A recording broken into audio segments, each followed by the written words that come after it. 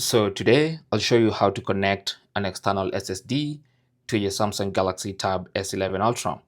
So this is very simple, and that's because most SSDs, all SSDs actually, have a Type-C connector, and all you have to do is just connect to the Type-C port of your tablet.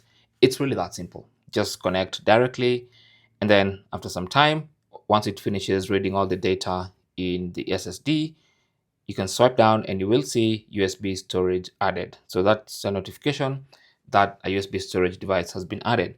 So to access the SSD, go to the Files app, and in the Files app on the left hand side, you will see USB storage device. Okay, so tap on that, and now you can see all the files and folders inside this SSD. So you can go into any folder, have a look, just go there, look at photos, you can watch videos, you can see everything you need to see.